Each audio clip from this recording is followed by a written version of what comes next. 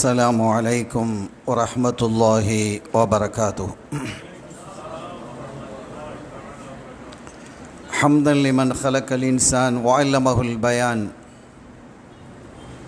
والصلاة والسلام على رسول الله وعلى آله حزب الله وأصحابه جند الله، وبعد. فقد قال الله تعالى في القرآن العظيم والفرقان المجيد: أعوذ بالله من الشيطان الرجيم، بسم الله الرحمن الرحيم، إن الدين عند الله الإسلام، قل إن كان آباؤكم وأبناؤكم إلى آخر الآية. சங்கைக்குரிய இந்த நிகழ்ச்சியினுடைய தலைவர் அவர்களே, மரியாதைக்குரிய பெரியோர்களே, அன்பு சகோதரர்களே, அருமை தாய்மார்களே, சகோதரிகளே, குறிப்பாக சாதாத்மார்களே, எல்லாம் வல்ல அல்லாஹுவின் பேரருளும் நபிகள் நாயகம் ஸல்லல்லாஹு அலைஹி வஸல்லம் அவர்களது நல்லாசியும் நம் அத்தனை பேர் மீதும் நிலவுமாக. அல்லாஹும் அவனது ரசூலும் எந்தெந்த காரியங்களை எடுத்து நடக்க வேண்டும் என்று நமக்கு கட்டளையிட்டுள்ளார்களோ அவை அனைத்தையும் எடுத்து நடக்கவும், எவைகளை தவிர்ந்து நடக்க வேண்டும் என்று உத்தரவு பிறப்பித்துள்ளார்களோ அவை அனைத்தையும் தவிர்ந்து நடக்கவும் ஆரம்பமாக எனக்கும் உங்களுக்கும் நான் வசியத்தை செய்து கொள்கிறேன். அல்லாஹ் தௌஃபீக் செய்வானாக. ஆமீன். சங்கையான பெருமக்களே, இந்த பள்ளப்பட்டி ஆஷிக் ரசூல் மன்றம் நடத்தக்கூடிய வசந்தமே வருக என்ற இந்த நிகழ்ச்சியில் கலந்து கொண்டு உரை நிகழ்த்துவதற்கான பாக்கியத்தை வழங்கிய வல்லவனாம் அல்லாஹ்விற்கு நெஞ்சம் நிறைந்த நன்றிகளை காணிக்கையாக்கி எனது வார்த்தைகளை தொடக்கம் செய்கிறேன். அல்ஹம்துலில்லாஹ் வஷ்ஷுக்ருலில்லாஹ். ஸல்லல்லாஹு அலைஹி வஸல்லம் அவர்களினுடைய பிறந்த மாதம் என்றால் அது ரபியுல் அவ்வல் தான் என்று அறிவுபூர்வமான அந்த அறிவிப்பின் அடிப்படையில் உலகினுடைய பல பகுதிகளிலும் மீலாது ஷரீஃப் நடந்து வருகிறது. ஆனால் இந்த ரபியுல் அவ்வலையே வரவேற்கக்கூடிய ஒரு நிகழ்வாக இந்த நிகழ்வு துவங்கி இருக்கிறது. இத்தகைய நிகழ்வுகள், இத்தகைய நிகழ்ச்சிகள் அவசியமா, இதெல்லாம் தேவையா என்ற ஒரு கேள்வியும் சிலரால் எழுப்பப்பட்டும் இருக்கிறது. நாங்கள் பிறந்த நாள் விழாவே வேண்டாம் என்று சொல்லி கொண்டிருக்கும் பொழுது அப்படி ஒரு மீலாது நபியை நடத்த வேண்டிய அவசியம் இல்லை. ஷரியத்தில் அதற்கான எந்த ஆதாரமும் இல்லை என்று பேசி வரக்கூடிய காலகட்டத்தில் அதையும் தாண்டி இந்த மாதத்தையே வரவேற்பதற்கு வசந்தமே வருக என்ற ஒரு கூடுதல் ஒரு நிகழ்ச்சியை ஏற்படுத்துவது எந்த வகையில் சரியானதாக இருக்கும்? இது ஷரியத்துக்கு உடன்பட்டது அல்ல என்ற குரலும் அங்கங்கே ஒலித்து கொண்டுதான் இருக்கிறது. இது போன்ற நிறைய ஒலித்த குரல்கள் எல்லாம் இன்று அடங்கியும் போயிருக்கிறது. இதெல்லாம் சரியா, இது பிழை இல்லையா, ஆபாக்கள் செய்தால் அதெல்லாம் ஷரியத்தாக ஆகிவிடுமா, அதெல்லாம் சட்டமாக ஆகிவிடுமா என்று பேசி வந்த குரல்கள், பல குரல்கள் கம்மி இருக்கிறது, பல குரல்கள் அடையாளம் தெரியாமல் போய்விட்டது. யார் பிறந்த நாள் கொண்டாடுவது கூடாது என்று பேசினாரோ அந்த தலைமை பேச்சாளர் என்று கருதப்பட்டவர் இன்று பிறந்த நாள் கொண்டாடுவதில் எந்த பிழையும் இல்லை என்றும் அறிவித்திருக்கிறார்.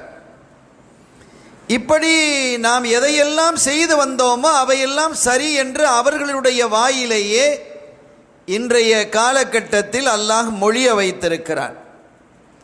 அருமையான பெருமக்களே, ஏன் இந்த நிகழ்வு என்பதை அவர்களை விமர்சிப்பதோ அவர்களினுடைய அந்த கூற்றுகளை முன்வைத்து பேசுவதோ நம்முடைய நோக்கம் அல்ல.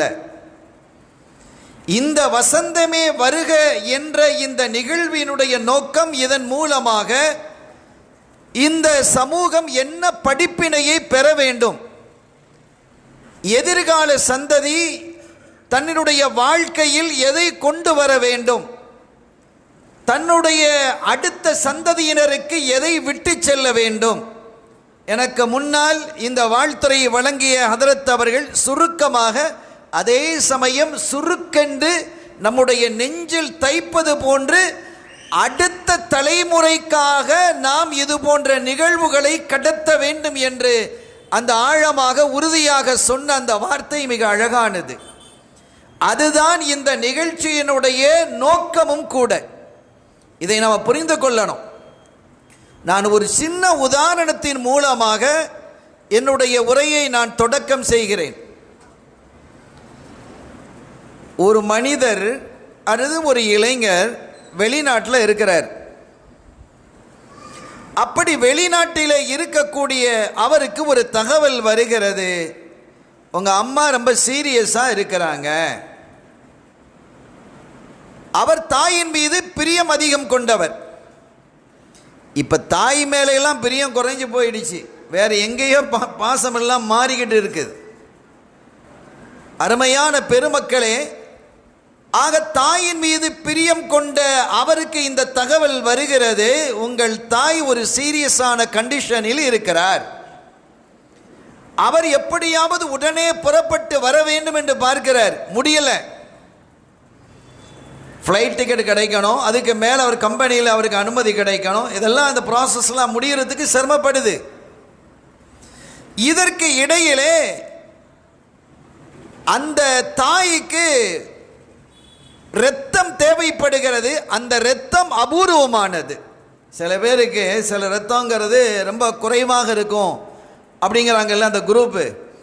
அந்த மாதிரி இரத்தம் தேவைப்பட கடைசியில் யாரோ ஒருவர் அந்த இரத்தத்தையும் கொடுத்து ஒரு வகையில் அந்த தாய் அந்த கண்டிஷன்லேருந்து, மோசமான கண்டிஷன்லேருந்து வெளியில் வந்துட்டாங்க. இவரும் ஏதோ கடைசியில் அங்கே பேசி இங்கே பேசி லீவ் எடுத்துகிட்டு வந்துட்டாங்க. ஆனால் தாயார் நல்ல அல்ஹம்துலில்லாஹ் நல்ல நிலைக்கு வந்திருக்கிறாங்க. ஒரு தெருவையிலே அவர் நடந்து போகிறார், தன்னுடைய நண்பரோடு நடந்து போகிறார். அப்படி நடந்து போகும் பொழுது எதிர்த்தார்பர் ஒருத்தர் போறார். அவரை குறித்து இந்த நண்பர் சொல்கிறார், இவர் யார் என்று உனக்கு தெரியுமா? இந்த நண்பர் கேட்கிறார், அந்த தாயினுடைய மகனிடத்தில் கேட்கிறார், இவர் யாருன்னு உனக்கு தெரியுமா அப்படின்னு கேட்கிறார். தெரியலையே அப்படின்னு. தெரியாத ஒருவரின் மீது நமக்கு விருப்பம் இருக்காது, வெறுப்பும் இருக்காது. ஏதாவது இருக்குமா? தெருவில் எத்தனை பேர் போறாங்க, அவர் மேல நமக்கு பிரியமும் இருக்காது, பகையும் இருக்காது. ஏன்னா அவர் யாருன்னே நமக்கு தெரியாது. அவர் போறாரு. பல்லாயிரக்கணக்கான பேர் ரோட்டில் தெருவில் நடந்து செல்லுவாங்க. அவருக்கு நமக்கு எந்த சம்பந்தம் இல்லை. நம்ம வேலையை பார்த்துட்டு போயிட்டு இருப்போம், அவங்க வேலையை பார்த்துட்டு போயிட்டு இருப்பாங்க. என்ன பிரச்சனை நமக்கு? அவங்க எதுவும் இல்லை. அவர் சொன்னார், யாருன்னு தெரியாது. உங்கள் அம்மா சுகம் இல்லாமல் இருந்தாங்கல்ல? ஆமாம்.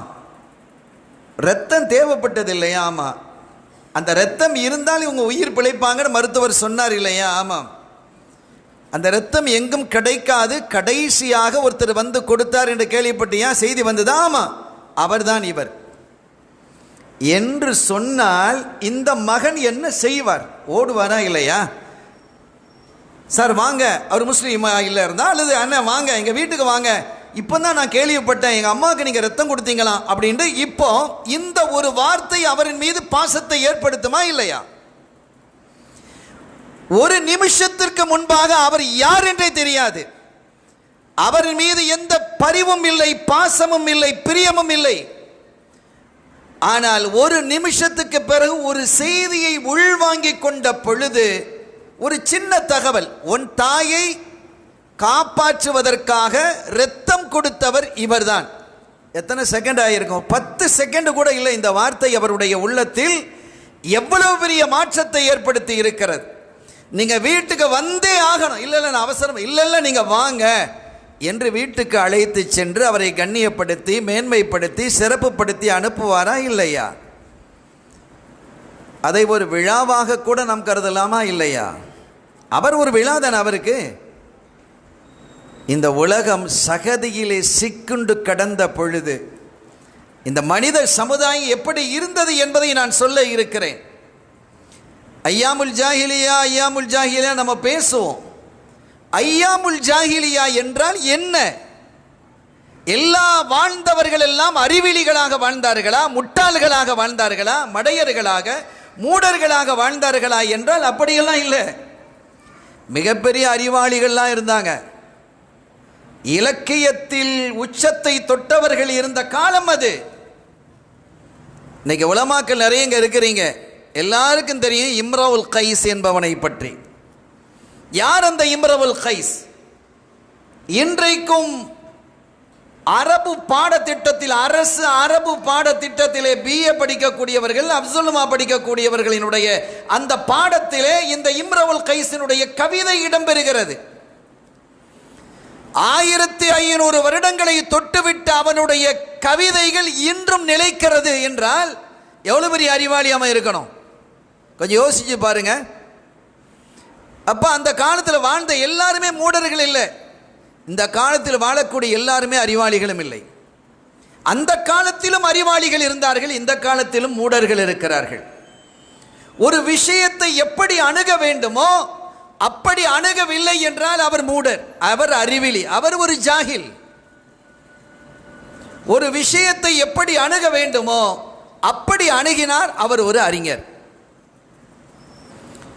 இப்ப இம்ரவுல் கைஸ நான் ஒரு உதாரணத்துக்கு சொன்னேன், நீங்க கொஞ்சம் கவனிங்க. அவன் ஒரு இலக்கிய மேதை என்கிறதுல கருத்து வேறுபாடு இல்லை. ஆனால் நல்ல ஒரு கவிஞனா என்றால் இல்லை என்போம். அவனுடைய கவிதைகளை இன்னைக்கு நீங்க படிச்சு பாருங்க. இலக்கியம் இருக்கலாம், ஆனால் பண்பு இல்லாத வார்த்தைகள் அதிலே நிறைய இருக்கிறது, பக்குவம் இல்லாத வார்த்தைகள் நிறையவே இருக்கிறது. அன்பிற்குரியவர்களே, அந்த காலத்தை நாம் ஐயாமுல் ஜாஹிலியா என்று ஏன் சொல்லுகிறோம் என்றால், எதை அணுக வேண்டிய முறையில் அணுக வேண்டுமோ அப்படி அணுக இல்லை. நான் அந்த காலத்தை குறித்து இந்த இம்ரவுல் கைஸை சொன்னேன். நீங்கள் கொஞ்சம் நிதானமாக கவனித்தால் எவ்வளவு பெரிய இலக்கியவாதிகள் அன்றைய காலத்தில் இருந்திருக்கிறாங்கிறது உங்களுக்கு தெரியும். இந்த கவிஞன் என்ன செய்வான் என்றால், இவன் அடிப்படையில் அரச குடும்பத்திலே வரக்கூடியவன். அவனுக்கு என்று ஒரு அகங்காரம், அகம்பாவம் இருந்தது. என்னுடைய கவிதைக்கு ஈடாக இணையாக வேறு யாரும் இல்லை, எந்த கவியும் இல்லை என்றான். அது அந்த காலத்தில் உள்ள, அந்த காலத்திலையும் இருக்கு, எல்லா காலத்திலையும் அது இருக்கும். அதை உடைப்பது தான் இஸ்லாம், ஷரியா, தரீகா. அந்த அடிப்படையிலே அவன் அகம்பாவம் கொண்டிருந்தான். இதன் காரணத்தினால் மற்றவர்களை எல்லாம் இழிவாக தன்னுடைய கவிதையிலே சூசகமாக சுட்டுவான், திட்டுவான். இதனால் என்ன ஏற்படும்? அவனுக்கு நிறைய எதிரிகள் உருவானார்கள், நிறைய எதிரிகள் வந்துட்டாங்க. ஒரு கட்டத்தில் இவனுடைய அட்டகாசம் தாங்க முடியவில்லை.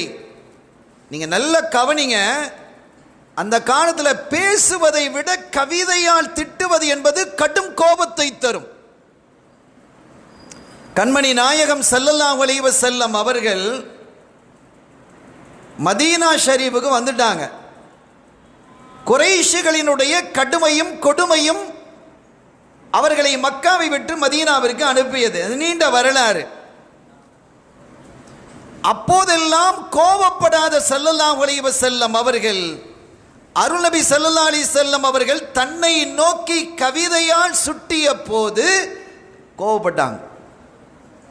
அந்த காலத்தில் கவிதைக்குன்னு ஒரு முக்கியத்துவம் இருக்கிறது. ஹஸ்ஸான், நீங்கள் பாடுங்கள் என்றார்கள். எதிர்த்து கவி பாடுங்கள் என்றார்கள். ஹதீதுகளிலே தெளிவாக இருக்கிறது. அப்ப அந்த கவியினுடைய தாக்கம் என்பது அன்றைய காலத்தில் ஆழமாக இருந்தது என்பதை புரிய முடிகிறது. ஒரு சமயம் ஃபத்ஹு மக்கா ஹிஜ்ரி 8 ஸல்லல்லாஹு அலைஹி வஸல்லம் ஃபத்ஹு மக்கால தக்பீர் முழக்கத்தோடு உள்ள போறாங்க. இன்னைக்கு பாரதி பாடினான், கத்தியின்றி இரத்தமின்றி யுத்தம் ஒன்று நடக்கிறது என்று அவன் பாடினான். ஆனால் ஸல்லல்லாஹு அலைஹி வஸல்லம் செஞ்சு காட்டினாங்க. ஃபத்ஹு மக்கா அப்படி நடந்ததா இல்லையா? அவங்க நாடி இருந்தா குறைஷிகளை எல்லாம் அப்படியே சல்லடையாக ஆக்கியிருக்க முடியும். அது தாருல் மல்ஹமா, பழிவாங்கும் தலம் என்று சஹாபிகள் சொன்ன பொழுது இல்லை, இது தாருல் மர்ஹமா, அருள் புரியக்கூடிய இடம் என்று பேசியவர்கள். ஸல்லல்லாஹு அலைஹி வஸல்லம் உள்ள போறாங்க. அவங்களுக்கு முன்பாக ஒரு கவிஞர் பாடிக்கிட்டு, அப்துல்லாஹ் இப்னு ரவாஹா ரலியல்லாஹு தஆலா அன்ஹு பாடிக்கிட்டு போறாங்க. கவி பாடிக்கிட்டு போறாங்க. இன்னைக்கு கவி பாடுறதுனாலே சில பேருக்கு வலியா இருக்கு. ஸல்லல்லாஹு அலைஹி வஸல்லம் அவங்களுக்கு முன்னாலேயே பாடுறாங்க. பாடிக்கிட்டு போகும் பொழுது உமர் ரலியல்லாஹு தஆலா அன்ஹு போன்றவர்கள் கேட்குறாங்க, என்ன ரசூலுல்லாஹ்க்கு முன்னாலே இப்படி பாடிக்கிட்டு போவீங்களா நீங்க அப்படின்னு கேட்குறாங்க. ஸல்லல்லாஹு சொன்னாங்க, தாவுயா உமர், உமர் அவரை விடுங்க, அவர் பாடட்டும். இந்த உலமாக்களுடைய சபை, அவரை விடுங்க, அவர் பாடட்டும். இவருடைய பாட்டிலே இருக்கக்கூடிய அம்பு சொற்கள் சீக்கிரம் அவர்களை போய் தைக்கும் என்பது போன்ற கருத்தை ஸல்லல்லாஹு அலைஹி வஸல்லம் சொன்னாங்க, ஆதரிச்சாங்க. என்ன விளங்குகிறோம் என்றால், கவிதைக்கு என்று ஒரு சக்தியும் வல்லமையும் அன்றும் இருந்தது, இன்றும் இருக்கிறது.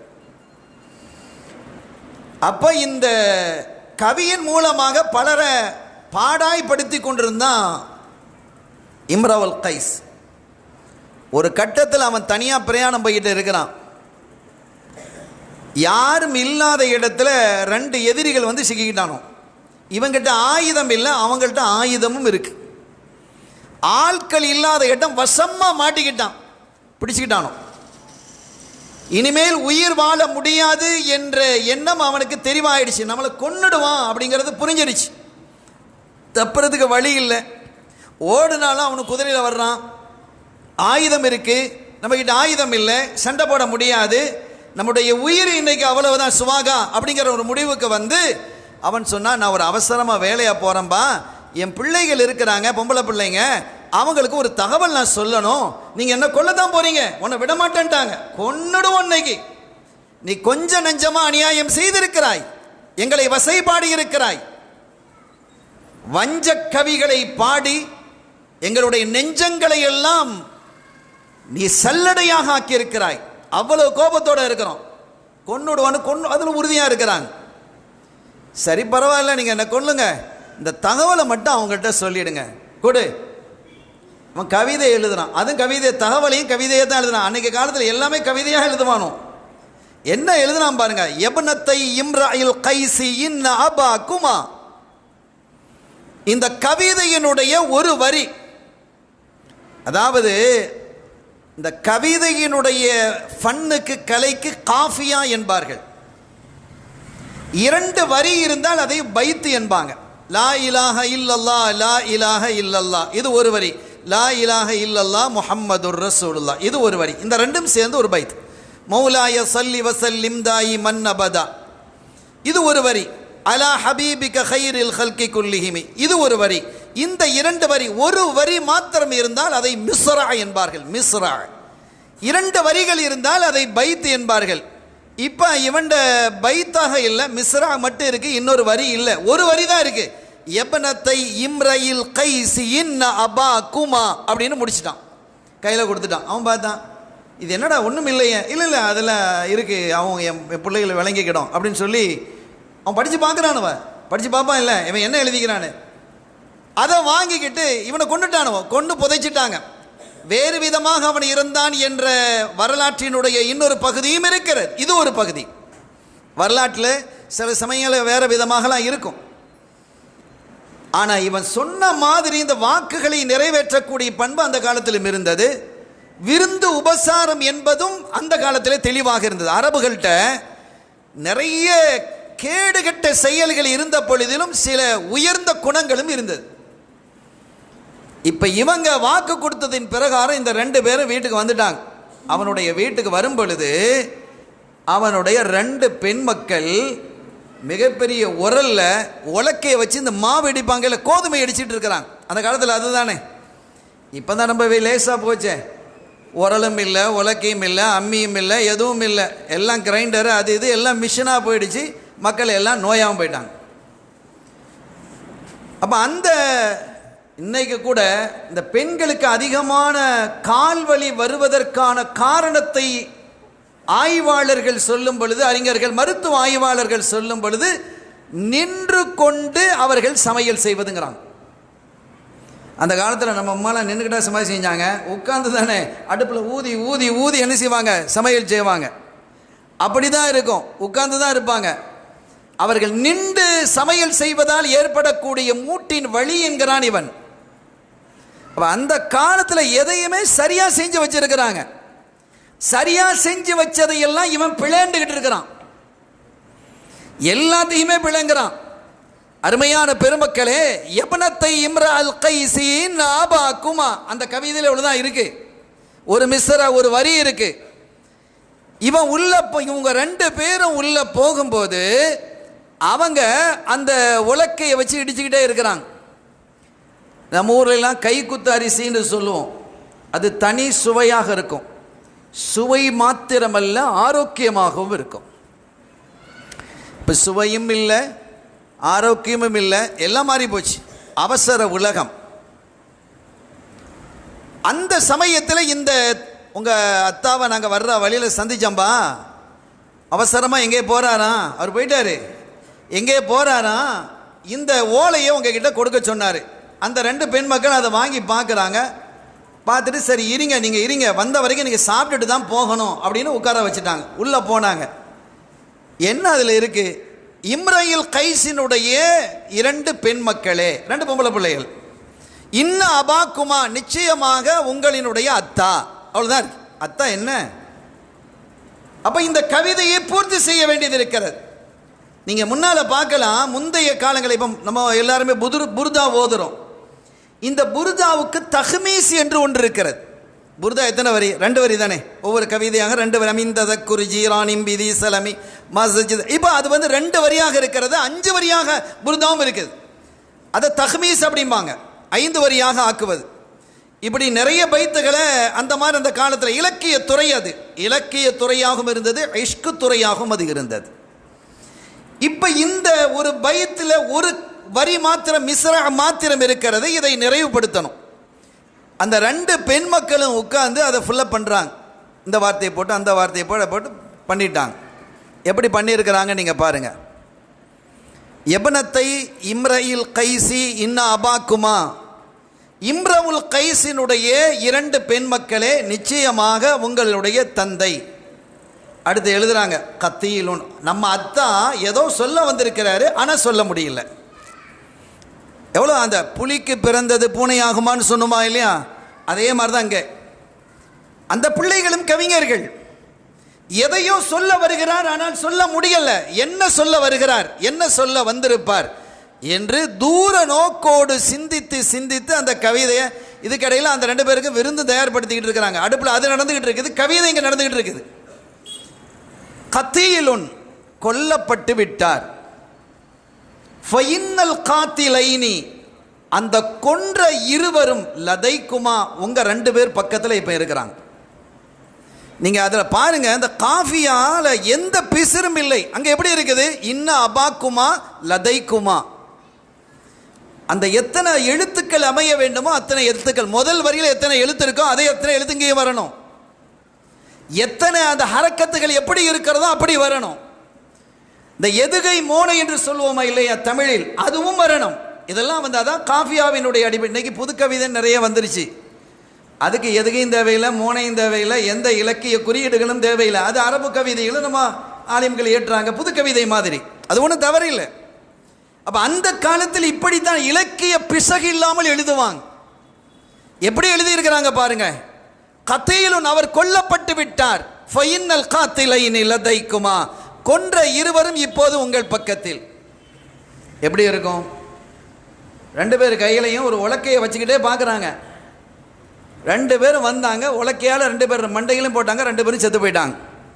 என்ன சொல்ல வருகிறேன் என்றால், இந்த காலத்தை நீங்கள் ஐயாமுல் ஜாஹிலியா என்பீர்களா? இந்த காலத்தை நீங்கள் ஐயாமுல் ஜாஹிலியா என்பீர்களா? எல்லாருக்கும் தெரியும், உலமாக்கள் பேசுவாங்க. ஸல்லல்லாஹு அலைஹி வஸல்லம் அவர்கள் வந்த பிறகு குர்ஆன் ஷரீஃப் இறங்கிக் கொண்டு இருந்த பொழுது அந்த காலத்தில் ஒரு பெரிய கவிஞன் இருந்தான்.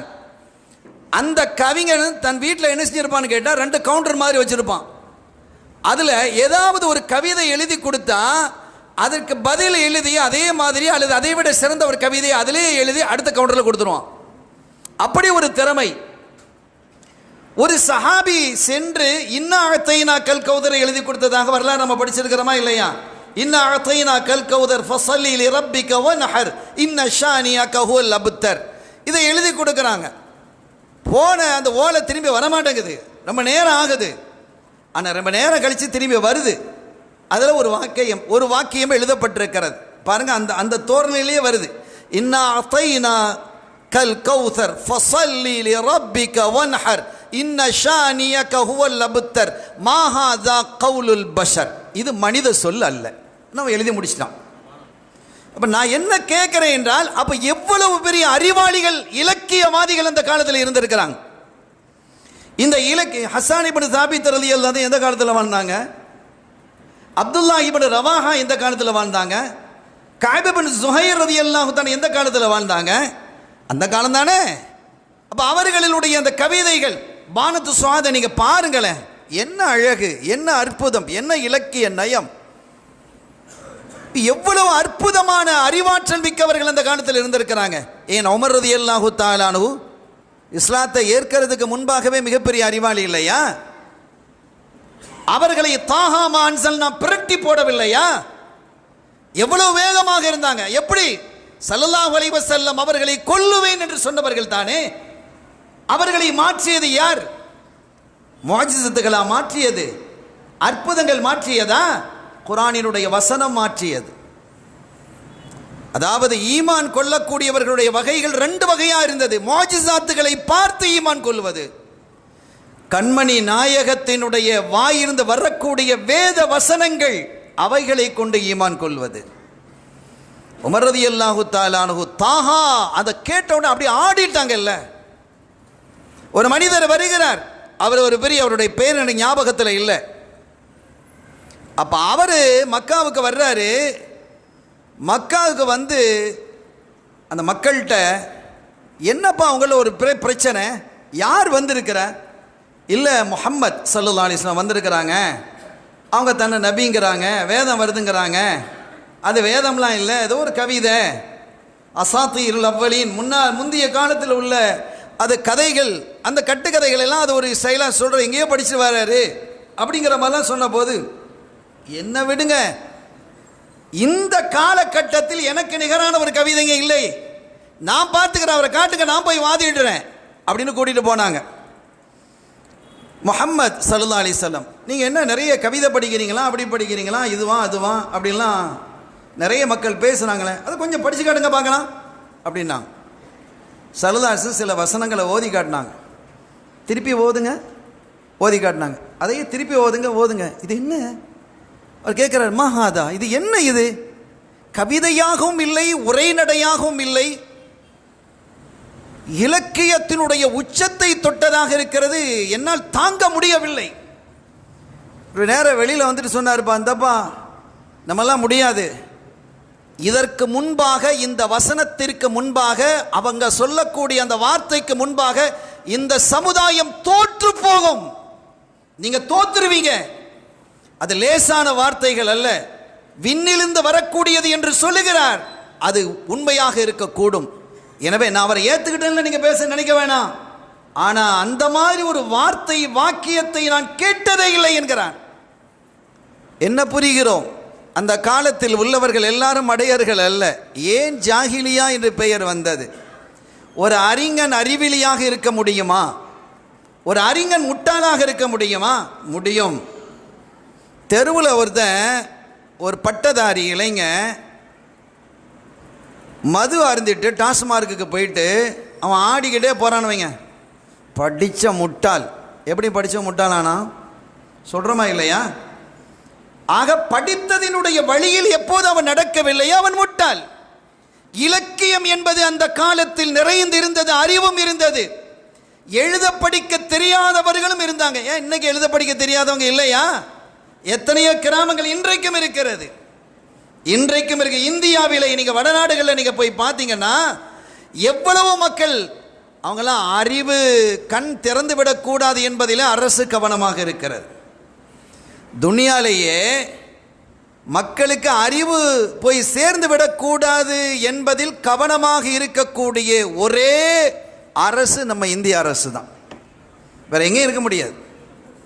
ஏன்னா அவன் விழிச்சுக்கிட்டா நம்ம ஆட்சி செய்ய முடியாதுங்கிறான், நம்ம ஆட்சி மன்றில் இருக்க முடியாது. அருமையான பெருமக்களே, எனவே அறிவாளிகளாக இருந்தவர்களும் கூட அந்த அறிவின் வழியில் நடக்கவில்லை, அறிவின் அடிப்படையில் எந்த காரியத்தையும் அணுகல்ல. எப்படியெல்லாம் இருந்தாங்கிறத குர்ஆனும் சொல்லும், ஹதீதும் சொல்லும், வரலாறும் சொல்லும். ஒரு செய்தியை நான் சொல்லுகிறேன். ஜுபைதி கோத்திரத்தை சார்ந்த ஒருவர் வர்றார். ஆசிபுன் வாயில் என்பவனோடு, ஆசிபுன் வாயில் ரொம்ப பிரபல்யமானவன், அவனை பற்றி நிறைய செய்திகள் இருக்கு. அவனோட வியாபாரி, ஒரு கூட்டு வியாபாரம், முஷாரக்கா கூட்டு வியாபாரம் செய்த அந்த ஜுபைதி வர்றான். இவன் எல்லாத்தையும் சுவாகா பண்ணிட்டான். இந்த ஆசிபுன் வாயில், இவன் வெளியூருக்காரரு ஜுபைதி. அவர் வந்து கேட்குறான், தர முடியாதுங்கிறான். தைரியமா முடியாது, நீ செய்கிறத செய்யப்பா அப்படிங்கிறான். அவ்வளவு துணிச்சல் உள்ள காலம் அது. தைரியமா எந்த தவறையும் செய்ய முடியும். தவறு செய்வது என்பது இயல்பானது. ஆனால் தவறு செய்வதையே ஒரு பெருமையாக பேசக்கூடிய காலம் அது. நான் என்னென்ன தவறுகள்லாம் செய்தேன் என்று காபாவினுடைய திரையிலே கவிதையாக தொங்க விடுவான். சபஅு அல்லகாத் நம்ம உலமாக்களுக்கு தெரியும், படித்த பிள்ளைகளுக்கு தெரியும், அப்துல்லுமா படித்தவர்களுக்கும் தெரியும். அதில் இருக்கக்கூடிய கவிதைகள்லாம் நீங்கள் படித்து பாருங்கள் எப்படி இருக்குன்னு. இப்போவே இப்படி இருக்குது, அது வடிகட்டி இப்படி இருக்குது, வடிகட்டாமல் எப்படி இருக்கு நீங்கள் பாருங்க. அப்போ தான் தவறு செய்ததை பெருமையாகவும் அதை ஒரு சிறப்பானதாகவும் பேசி காட்டுவான். நான் எத்தனை பேரை கொலை செஞ்சுக்கிறேன் தெரியுமா அப்படிமா. இப்படிப்பட்ட ஒரு காலகட்டம் கொடுமையானது. அறிவு இல்லாமல் இருந்தால் கூட பரவாயில்லை, அறிவு இருந்து கொண்டு இப்படி இருப்பது என்பது ஆபத்தானது, ரொம்ப ஆபத்தானது இல்லையா? அப்படிப்பட்ட ஒரு காலகட்டம் அது. இந்த ஜுபைதியினுடைய பொருளை அபகரித்து வைத்துக்கொண்டு நீ யார்கிட்ட வேண்டுமானாலும் முறையிடுன்னா. அதற்கு பிறகு சில நல்லவர்கள் குழுமினார்கள், ஹில்ஃபுல் ஃபுது என்ற ஒரு சங்கத்தை அமைத்தார்கள். வரலாற்றில் தெளிவாக இருக்கிறது, அதன் மூலமாக அது திருப்பி பெறப்பட்டது என்பதுதான் பெரு வரலாறு. இப்படி எந்த தவறையும் துணிந்து செய்யக்கூடியது மாத்திரமல்ல, அது தங்களினுடைய ஆற்றலினுடைய முகவரி என்று கருதினார்கள். யாராவது மது குடிக்க இல்லைன்னா, அந்த காலத்தில் சாராயம் குடிக்க இல்லைன்னா அவனை கிண்டல் பண்ணுவான், கேள் இந்த பாரு இந்த பைத்தியாரம் போறான் பாரு அப்படிம்பாங்க. யார? மது குடிக்க இல்லைனா. மது குடிக்காதவர்கள் எல்லாம் கேவலமாக பார்க்கப்பட்டார்கள், மது அருந்தக்கூடியவர்கள் மரியாதையாக பார்க்கப்பட்டார்கள். எப்படி இருக்கும் அந்த காலம் நீங்க பாருங்க. அநீதம் செய்வது என்பது அடுத்தவனை அபகரிக்கிறது, அட்டூழியம் செய்வது, சர்வாதிகாரம் செய்வது, தப்பெண்ணம் கொள்வது, யார் எவர் என்று பாராமல், பெரியவர் சிறியவர் என்று பாராமல் மரியாதை குறைவாக நடப்பது. ஒரு கட்டத்தில் எல்லாத்தையும் தாண்டி நம்ம எல்லாருக்கும் தெரியும், பொம்பளை புள்ள பிறந்தா உயிரோடு புதைக்கிறது. இப்னு அப்பாஸ் ரலியல்லாஹு தஆலா நம்ம சொல்றாங்க,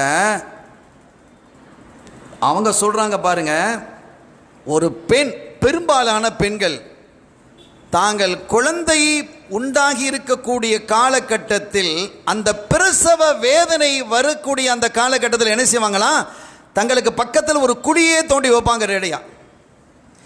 அது பொம்பளை பிள்ளையாக இருந்தால் அந்த பிள்ளைய அந்த குழியில போட்டு மூடிடுவாங்க உயிரோடைய. யாரு தோன்றான்? பெற்றெடுக்கக்கூடிய தாயே அந்த குழியை தோண்டி வைப்பாள் என்று இப்னு அப்பாஸ் ரலியல்லாஹு தஆலா ரயீசுல் முஃபஸ்ஸிரீன் அறிவிக்கிறாங்க. கொஞ்சம் யோசிச்சு பாருங்க, இது எவ்வளவு பெரிய கொடுமையாக இருக்க முடியும்? குறையோடு பிறந்திருக்கக்கூடிய குழந்தைகளை கூட அந்த தாய் அரவணைத்து மருத்துவ விந்தையின் மூலமாக என் பிள்ளைக்கு சுகம் கிடைத்து விடாதா என்று லட்சம் லட்சமாக செலவழிக்கக்கூடிய காலத்தில் நாம் இருக்கிறோமா இல்லையா? பச்சை பிள்ளை, குழந்தை, தான் பெற்றெடுத்த பிள்ளை, பொம்பளை பிள்ளை என்பதால் அது அவலட்சணம், அசிங்கம், கேவலம் என்று கருதி தாம் பிறக்கும் போதே ஒரு குழியை தோண்டி வைத்து அதிலே போட்டு புதைத்த வரலாறுகள் உண்டு. அல்லாஹ் கேட்கிறான், உயிரோடு புதைக்கப்பட்ட பெண் குழந்தைகள் நீங்கள் ஏன் புதைக்கப்பட்டீர்கள் என்று கேட்கப்படும். அவங்களுக்கு விசாரணை நடக்கும் ஆகிரத்தில். இந்த தஃசீல நிறைய விளக்கங்களை எழுதுகிறார்கள். இன்னைக்கும் கூட நீங்கள் போனால் ஹரம் ஷரீஃபை விரிவாக்கிட்டு இருக்கிறாங்கல்ல, ஒரு பக்கத்தில் விரிவாக்கி அப்படியே நிற்குது, நீங்கள் பார்க்கலாம். அந்த இடத்த தொடல் அப்படியே விட்டுட்டாங்க, 2-3 தடவை ட்ரை பண்ணிவிட்டு விட்டுட்டாங்க. ஏன் தெரியுமா? அங்கே ஆழமாக தோண்டும் பொழுதெல்லாம் இரத்தம் வருகிறது. இன்றும் நீங்கள் வரலாறு நீங்கள் அங்கே போய் பார்த்தா தெரியும். அந்த இடங்கள் தான் அந்த குழந்தைகள், பச்சிளம் குழந்தைகள், பெண் குழந்தைகள் உயிரோடு புதைக்கப்பட்ட இடம். இன்றைக்கும் அங்கே ஹரம் ஷரீஃபினுடைய அந்த விரிவாக்கம், ஹரம் ஷரீஃப் எங்கேயோ போயிடுச்சு. இவ்வளோ ஆள் இருந்தது, இங்கே விரிஞ்சு விரிஞ்சு விரிஞ்சு கிலோமீட்டர் தூரத்துக்கு போயிடுச்சா இல்லையா? அந்த இடம் இன்றைக்கும் இருக்கிறது. நீங்கள் அந்த சில இடங்களுக்கு சுட்டி காட்டுவாங்களா இல்லையா? அந்த ஜாரானா, ஹுதைபியா அப்படின்னு போகும்பொழுது இந்த இடத்தையும் சொல்லுவாங்க. நீங்கள் கேட்டால் சொல்லுவாங்க அது எந்த இடம்னு கேட்டால் நீங்கள் விசாரிக்கலாம், இன்றைக்கும் இருக்குது.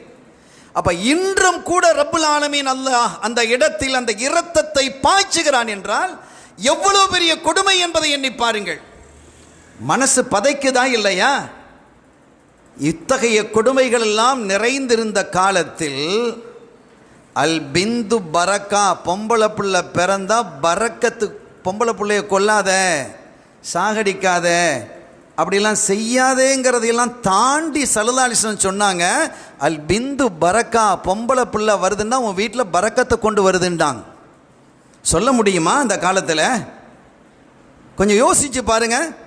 அந்த காலத்தில் உயிரோடு புதைத்து கொண்டிருந்த காலத்தில் கொஞ்சம் மெதுவாக அதை புதைக்காதப்பா, அதெல்லாம் செய்யாதப்பா அப்படிலாம் சொல்லல. உன் வீட்டில் பரக்கத்து வருகிறது என்று சொல்லி சஹாபிகள், இஸ்லாமியத்தை ஏற்றுக்கொண்ட அந்த சஹாபிகள், எனக்கு முதல் குழந்தையாக பெண் குழந்தை பிறக்க வேண்டும் என்று விரும்பிய அந்த விருப்பத்தை ஏற்படுத்திய வள்ளலம் கண்மணி நாயகம் ஸல்லல்லாஹு அலைஹி வஸல்லம் அவர்கள் என்றால் அவர்களுக்காக ஒரு விழா எடுப்பது எந்த வகையிலே பிதாத்? ஆச்சரியமாக இருக்கிறது. நீ இன்னைக்கு ஒரு மூமினாக, முஸ்லீமாக இருப்பதற்கு காரணமாக இருந்தவர்கள், சொர்க்க பாதையை நமக்கு தேடி தந்தவர்கள், ஹரீசுன் அலைக்கும், எல்லா மக்களும் சொர்க்கம் போய்விட வேண்டும் என்று பேராவல் கொண்டவர்கள் என்று, ரவுஃபுர் ரஹீம், அருளாளர், கிருபையாளர் என்று அல்லாஹ்வே குர்ஆனில் வாழ்த்தக்கூடிய அந்த ஸல்லல்லாஹு அலைஹி வஸல்லம் அவர்களுக்காக ஒரு வாழ்த்து நிகழ்ச்சி வைப்பது என்பது எப்படி பிதாத்தாக ஆக்க முடியும்? எனவே அவர்களை வரவேற்பது என்பது இந்த சமூகத்தின் மீது தார்மீக கடமை. நான் யாரையும் குறை சொல்லவில்லை. பிற சில சமூக கதைகளை நாம் படிக்கும் பொழுது, சில சமூக கதைகளை நாம் படிக்கிறோம். பிற மதத்தவங்களை, அவர்களுடைய கடவுள்களை குறித்து பார்க்கும் பொழுது அவங்களே தப்பு தப்பாக நிறைய எழுதி வச்சிருக்கிறாங்க. நிறைய தப்பு தப்பாக எழுதி வச்சிருக்கிறாங்க. இப்படியெல்லாம் கடவுள்கள் இருக்க முடியுமா அப்படின்னு அவங்களையே பல பேர் இன்னைக்கு கேள்வி கேட்டுட்டு இருக்கிறாங்க. ஆனாலும் அவர்கள் என்ன நினைக்கிறார்கள், அது புனிதம் என்று நினைக்கிறாங்க. அந்த தப்பு தப்பாக கடவுள்கள் செய்தது, அவங்க கடவுள்களை என்ன செய்யலாங்க, எதெல்லாம் சிறந்ததாக அவர்களுக்கு தெரிகிறதோ அதையெல்லாம் கடவுளாக்குனாங்க. இதய தெய்வம் என்றார்கள், அதெல்லாம் மண்ணுக்குள்ளே போயாச்சு. அருமையான பெருமக்களே, எனவே நீங்க அவர்கள் பொதுவாக எதெல்லாம் சிறந்தது என்று கருதினார்களோ அதையெல்லாம் கடவுளாக பார்த்தாங்க. அவர்கள் தவறு செய்தால் அது புனிதம் என்று கருதினார்கள். ஆனால் புனிதமே நிறைந்த பூமான் நபி முஹம்மதுர் ரசூலுல்லாஹி ஸல்லல்லாஹு அலைஹி வஸல்லம் அவர்களை வாழ்த்துவதற்கு கூட இவர்களுக்கு நாவு வரவில்லை என்றால் எந்த பகுதியை நீங்கள் தொட்டு பார்த்தாலும் ஆச்சரியம் தானே. ஸல்லல்லாஹு அலைஹி வஸல்லம் வாழ்க்கை வரலாறு நீங்கள் பாருங்கள், உலகத்தில் யாரும் அப்படி வாழ முடியாது. என்ன ஆச்சரியம்! ஒரு கவிஞன் பாடினான், பூக்களின் மீது கல்லெறிந்து பார்த்திருக்கிறீர்களா, மலர்களின் மீது கற்களை வீசி பார்த்திருக்கிறீர்களா, அது தாயிஃபிலே நடந்தது என்று எழுதினான். என்ன அழகான வார்த்தை! ஸல்லல்லாஹு அலைஹி வஸல்லம் கல் வீசினாங்கல்ல, மலரின் மீது கற்களை வீசி நீங்கள் பார்த்திருக்கிறீர்களா, தாயிஃபிலே நடந்தது என்று. அப்படிப்பட்ட ஒரு அருள் நபி. ஒரு கட்டத்தில் ஸல்லல்லாஹு அலைஹி வஸல்லம் சபை, அந்த சபையில் ஸல்லல்லாஹு அலைஹி வஸல்லம் உட்கார்ந்துருக்கிறாங்க, சஹாபிகள் உட்கார்ந்துருக்கிறாங்க. ஒரு சஹாபி அவங்க முன்னால் உட்கார்ந்துருக்கிறார். ஒரு ஆம்பளை பிள்ளை குழந்தை வேகமாக ஓடி வருது. அவர் டக்குன்னு அந்த பிள்ளையை எடுத்து தன்னுடைய மடியில் வச்சுக்கிட்டார். இன்னும் கொஞ்சம் நேரம் இருக்கும், ஒரு பொம்பளை பிள்ளை ஓடி வருது, அதை பிடிச்சி தன்னுடைய பக்கத்தில் வச்சுக்கிட்டார். இப்போ நீங்கள் பாருங்கள், ஸல்லல்லாஹு அலைஹி வஸல்லம் கேட்குறாங்க, இந்த பிள்ளை யார் அப்படின்னு கேட்குறாங்க அந்த சஹாபிட்ட. இந்த பிள்ளை யார், இந்த பையன் யாருன்னு கேட்குறாங்க. இப்னி, எம் மக.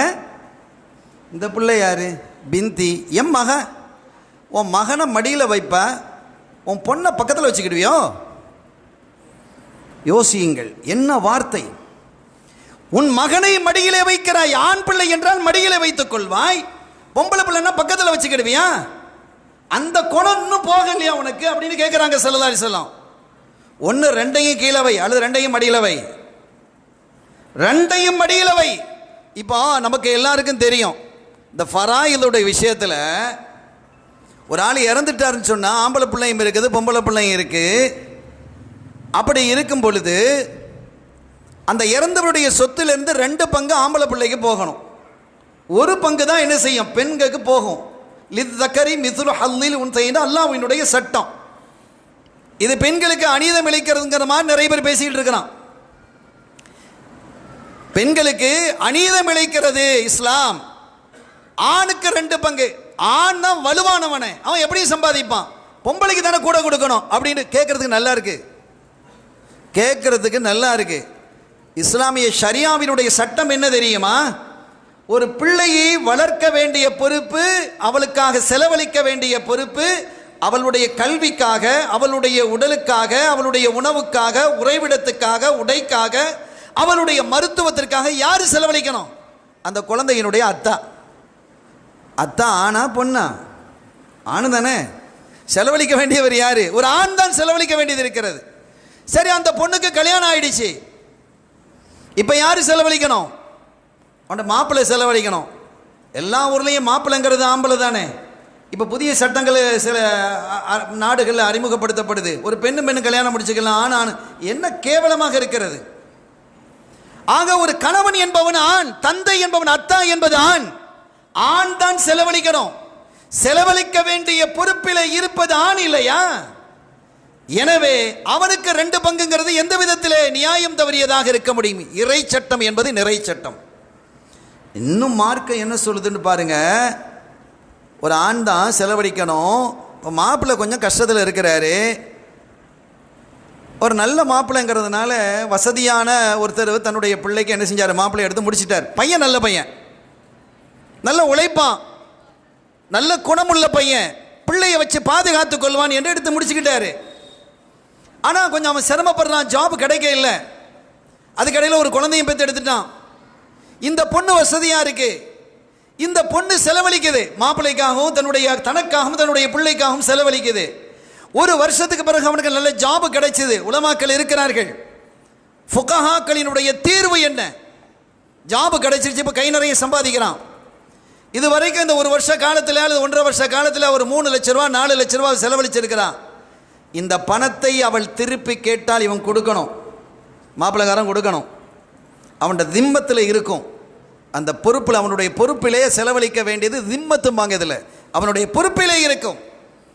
அப்போ இந்த பொருளாதார பொறுப்பை சுமக்க வேண்டியது ஒரு ஆண் என்பதால் அவனுக்கு இந்த 2 பங்கு. இது என்ன பிரச்சனை? ஆனால் இப்போ பாருங்க, இது குர்ஆனினுடைய சட்டம். வாழும் காலத்திலேயே வாழும் காலத்திலேயே தன்னுடைய பிள்ளைகளுக்கு சொத்தை பங்கு வச்சு கொடுக்கறான்னு வைங்க. இது யார் இந்த சட்டத்தை சொல்றா? ஸல்லல்லாஹு அலைஹி வஸல்லம் சொல்றாங்க. வாழும் காலத்திலேயே கொடுக்கறான். அப்படி கொடுப்பதாக இருந்தா ஆணுக்கு 2 பங்கு, பெண்ணுக்கு 1 பங்கு அல்ல, சமமாக கொடுக்கணும். ஆணுக்கு என்ன கொடுக்கறியோ அதுதான் பெண்ணுக்கு. இது ஸல்லல்லாஹு அலைஹி வஸல்லம் அவர்களுடைய சட்டம். ஒரு சஹாபி இம்ரான் இப்னு ஹசீன் என்று நினைக்கிறேன் ரலியல்லாஹு தஆலா அன்ஹு, அவங்க தன்னுடைய ஒரு மகனுக்கு ஒரு பிள்ளை ரொம்ப கொஞ்சம் பிரியமா இருந்திருக்கும் போல இருக்கு, ஒரு சொத்தை கொடுத்துட்டாங்க. மனைவி அப்ஜெக்ஷன் பண்றாங்க, அம்மா அப்ஜெக்ஷன் பண்றாங்க. அது எப்படி ஒரு பிள்ளைக்கு மட்டும் நீங்க கொடுப்பீங்க? இது நான் சம்பாதித்தது, என்னுடைய சொத்து, நான் யாருக்கு வேண்டுமானாலும் கொடுப்பேன். கொடுக்கலாம் தானே? கொடுக்கலாமா இல்லையா? ஆகவே அது ஹயாத்தா இருக்கும்போது அவர் யாருக்கும் கொடுக்கலாம். அப்படி கொடுப்பதற்காக அவர்கள் முனைந்த போது அவங்களுடைய அம்மா அப்ஜெக்ஷன் பண்ணாங்க, முடியாது, எல்லா பிள்ளைகளும் ஒன்று போல கொடுங்க அப்படின்னாங்க. இல்லை இல்லை, அது என்னுடைய சொத்து, அது நான் சம்பாதிச்சது. உங்கள் அத்தா தந்ததா அல்லது எங்கள் அத்தா தந்ததா? நான் இப்போ சம்பாதிச்சிருக்கிறேன், நான் கொடுப்பேன், அதெல்லாம் சரியில்லை அப்படின்னா. சரிதான் அப்படின்னா அப்புறம் ஸல்லல்லாஹு அலைஹி வஸல்லம் போவோம். ஸல்லல்லாஹு அலைஹி வஸல்லம் கிட்ட போனாங்க. யாரும் சொல்லலாம், நான் இப்படி கொடுத்தேன், வேறு பிள்ளைகள் இருக்காமல் இருக்கணும். அப்போ என்ன ஒரு பிள்ளைக்கு கொடுத்து ஒரு பிள்ளைக்கு மறுக்கிற நீ? ஹிபத்து கொடுத்தால், அன்பளிப்பு கொடுத்தால் அதை திருப்பி வாங்காதே என்று சொன்ன நபிகள் ஸல்லல்லாஹு அலைஹி வஸல்லம் இங்கே திருப்பி வாங்கு அல்லது மற்றதை கொடு, எல்லாருக்கும் ஒன்று போல கொடுண்டாங்க. என்ன ஒரு அற்புதமான வாழ்க்கையை இந்த சமூகத்திற்கு கற்றுத்தந்தவர்கள். ஒரு பெண்மணி வர்றாங்க, யாரும் சொல்லலாம், என்னுடைய கணவர் உஹது யுத்தத்திலே மரணித்து போய்விட்டார், ஷஹீதாயிட்டார், உங்களுக்கு தெரியும், எனக்கு 2 பொம்பளை பிள்ளைகள் இருக்கிறாங்க. அப்போ சொத்துனுடைய அந்த வாரிசு ஆயத்துக்கள், வராசத்தினுடைய ஆயத்துக்கள் இறங்காத காலம் அது. இந்த பெண் வந்து முறையிடுகிறார், என் கணவரை பற்றி உங்களுக்கு தெரியும், உங்கள் தோழர் அவர் ஷஹீதாயிட்டார், 2 பொம்பளை பிள்ளைகள் இருக்கிறாங்க, நான் காப்பாற்றி அதை கல்யாணம் முடிச்சு வைக்கணும். அவருக்கு கொஞ்சம் சொத்துக்கள் இருந்தது, அது அவருடைய அந்த பிள்ளையினுடைய அம்மு, அது அவருடைய அந்த மௌத்தா போன அந்த சஹாபியினுடைய சகோதரர்களை எடுத்துக்கிட்டாங்க. அன்றைக்கு அதான் சட்டம், அப்படிதான் இருந்தது. அல்லாஹ் அந்த வசனத்தை இறக்கணும். எடுத்ததை திருப்பி கொடுத்து பிள்ளைகளுக்கெல்லாம் கொடுக்கப்பட்டதுக்கு பிறகு ஒரு பெண்ணாக இருந்தால் பாதியை கொடுக்கணும், 1க்கு மேலே இருந்தால் 3ல் 2 பங்கு கொடுக்கணும் என்றெல்லாம் சட்டத்தை எல்லாம் இறக்கி அது திருப்பி எடுக்கப்பட்ட அந்த பொருட்களை கொடுக்கப்பட்டது. இப்படி இந்த சமுதாயத்தை பக்குவப்படுத்தி, ஒழுங்குபடுத்தி, கட்டுப்படுத்தி, நேர்படுத்தி, அழகுபடுத்தி ஒரு சங்கையான ஒரு வாழ்க்கை வாழ வைத்த ஒரு அழகான ஒரு வாழ்க்கையை தந்த இந்த கண்மணி நாயகம் ஸல்லல்லாஹு அலைஹி வஸல்லம் அவர்களுக்காக ஒரு விழாவை எடுப்பது என்பது எப்படி பித்அத்தாகும்? எத்தனை விழாக்கள், அந்த புத்தகம் வெளியிடுறோம், அந்த மலரை வெளியிடுறோம், நீங்கள் விழாக்கள் நடத்தினீங்களா? ரசூலுல்லாஹ் காலத்தில் அப்படி நடந்ததா? என்ன ஆச்சரியமாக இருக்கிறது. இது நம்மீது கடமை இல்லையா? ஃபல்யஃப்ரஹூ என்கிறான். குல் பிஃபத்லில்லாஹி வ பிரஹ்மதிஹி, அல்லாஹ்வுடைய ஃபضலை கொண்டும் அல்லாஹ்வுடைய ரஹமத்தை கொண்டும் நீங்கள் குதூகலம் அடையுங்கள் என்கிறான் அல்லாஹ். குர்ஆன் தானே சொல்லுது. ஃபضல் என்றால் என்ன? குர்ஆன். ரஹமத் என்றால் என்ன? ஸல்லல்லாஹு அலைஹி வஸல்லம். யார் விளக்கம் சொல்றா? ரைஸுல் முஃபஸ்ஸிரீன் இப்னு அப்பாஸ் ரலியல்லாஹு தஆலா சொல்றாங்க. அப்போ குதூகலம் என்றால் கொண்டாடுறது தானே. கொண்டாடுங்கள் என்று குர்ஆன் சொன்னதற்கு பிறகு நாங்கள் குர்ஆனின் வழியில் நடக்கிறோம் என்று சொன்னால் எப்படி? 2 கண்ணும் தெரியாதவனுக்கு நல்ல கண்ணு அப்படின்னு வச்ச மாதிரி குர்ஆனினுடைய வழியிலே நடக்காதவனுக்கு குர்ஆனில் வழியில் நடக்கிறன்னு அர்த்தமா? என்ன அசிங்கம் இது! எவ்வளவு அற்புதமான வழிவகைகளை, நேர் வழியை இந்த சமூகத்திற்கு தந்து சொர்க்கத்தினுடைய வாசனையை நுகர வைத்தவர்கள் கண்மணி முஹம்மதுர் ரசூலுல்லாஹி ஸல்லல்லாஹு அலைஹி வஸல்லம் அவர்கள் என்பதை எண்ணி பார்க்க வேண்டாமா?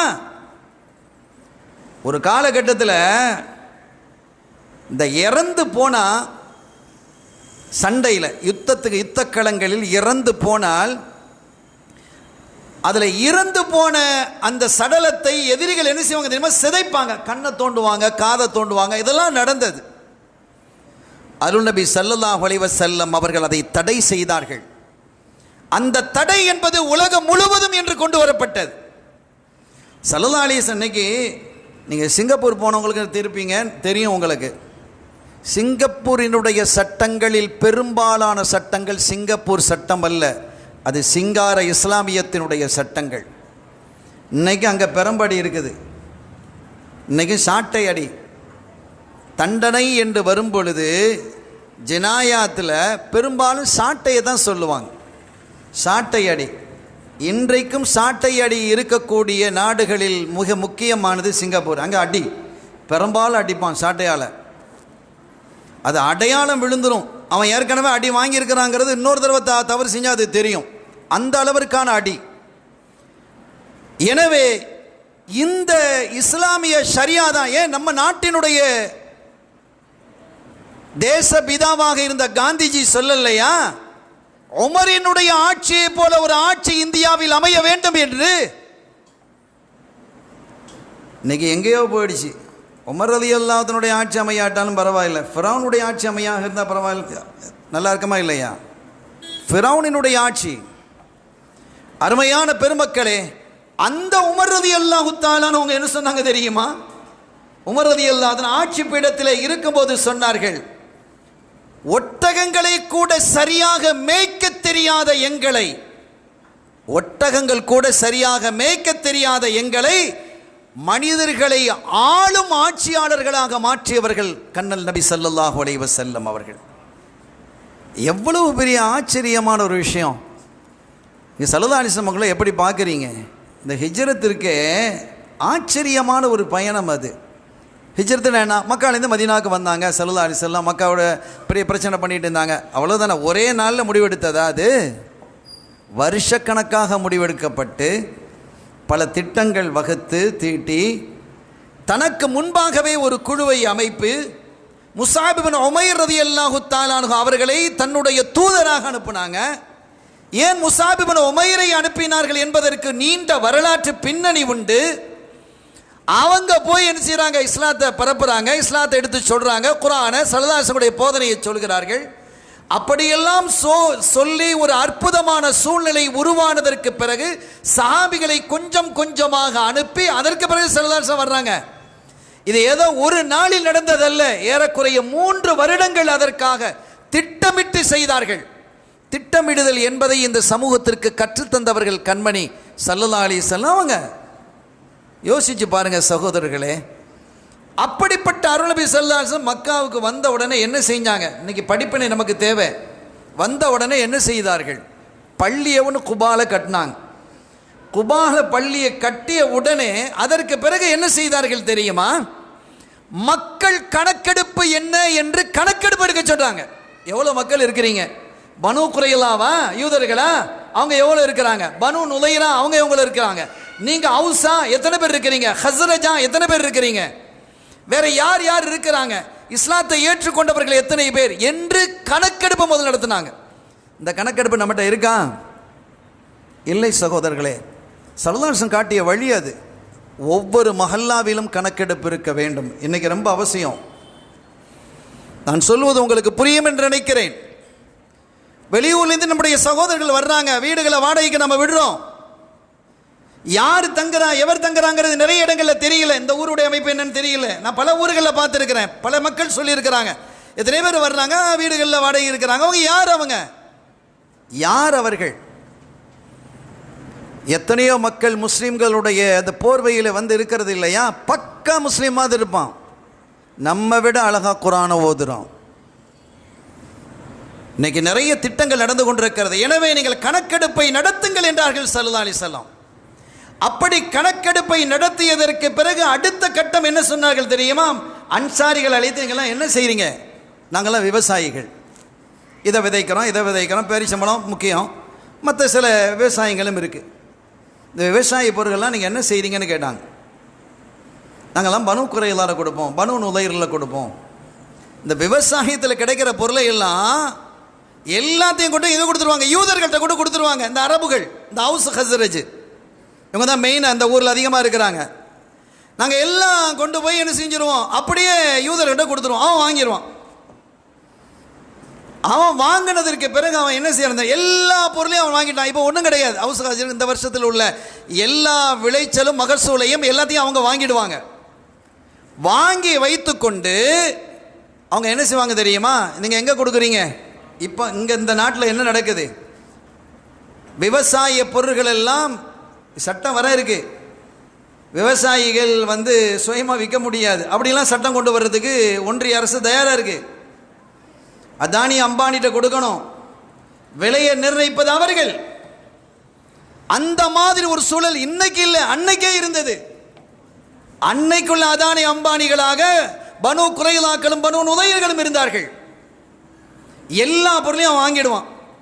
வேடிக்கையை பாருங்க, ஒரு கிலோ, உதாரணம் நம்ம பணத்துக்கே பேசுவோம், நம்ம அமைப்பிலேயே ஒரு கிலோ நீ எவ்வளோக்கு கொடுத்துருக்கிறான்? 50 ரூபாய்க்கு கொடுத்துருக்கிறான். இந்த அரபுகள் 50 ரூபாய்க்கு கொடுத்தாச்சு. அதை அவன் என்ன செய்கிறான், நல்ல தொடச்சி கிடச்சி பேக் பண்ணி நல்ல மேலே அலங்காரங்கள்லாம் வச்சு ஒரு டிசைன் பண்ணுறான்ல. இன்னைக்கு பொருள்கள்லாம் இங்கே விற்கிற பொருள் தான், தெருவில் விற்கிற பொருள் தான் அங்கே பெரிய சூப்பர் மார்க்கெட்லேயும் விற்கிது.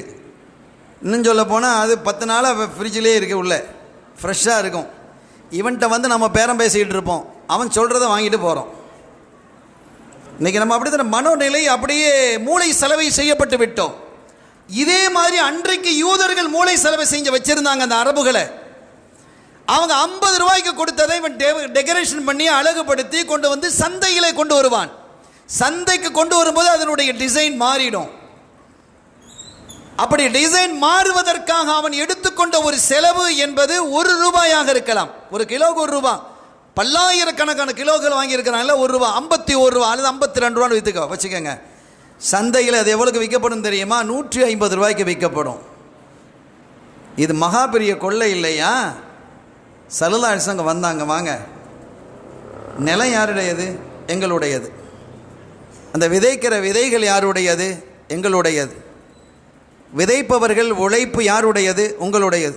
பெரிய எதுக்கு அவன்கிட்ட போய் நீங்கள் விற்கிறீங்க? நேராக போய் நீங்களே மார்க்கெட்டில் வைங்கன்னாங்க. நீங்கள் நேரம் அவங்க யோசிச்சாங்க. அப்போ தான் அவங்களுக்கு யோசிக்கிறாங்க, அப்படி விற்கலாமோ? என்ன தடை? எந்த அரசு உங்களை தடை செய்கிறது? நீங்கள் மதீனா ஷரீஃபினுடைய மதீனாவினுடைய மார்க்கெட்டை கைப்பற்றுங்கள் என்றார்கள் ஸல்லல்லாஹு அலைஹி வஸல்லம். போய் மார்க்கெட்டில் உங்க பொருளை நீங்க ஏன்னா அவன்கிட்ட கொடுத்துட்டு அவங்ககிட்ட இருந்தா நீ 50 ரூபாய்க்கு கொடுத்த பொருளை நீ 150 ரூபாய்க்கு வாங்குறியா? என்ன ஆச்சரியம் அது? அக்னாஹுமுல்லாஹு வ ரசூலுஹு மின் ஃபத்லி, அல்லாஹ் சொன்னான் குர்ஆன்ல. அவர்களை செல்வந்தர்களாக ஆக்கியது யாரு தெரியுமா? நம்ம என்ன சொல்லுவோம்? அல்லாஹ்வுடைய கருணையால் நாங்கள் பரக்கத்தாக இருக்கிறோம், ஒரு கட்டத்தில் கஷ்டமாக இருந்தோம், இப்போ நல்லா இருக்கோம், அல்லாஹ்வுடைய கருணை. தப்பு இல்லை. அல்லாஹ் என்ன சொல்கிறான்? அக்னாஹுமுல்லாஹு வ ரசூலுஹு மின் ஃபத்லி, அல்லாஹ்வுடைய கருணையால் அவர்களை செல்வந்தர்களாக்கியது அல்லாஹும் ரசூலும் என்கிறான்.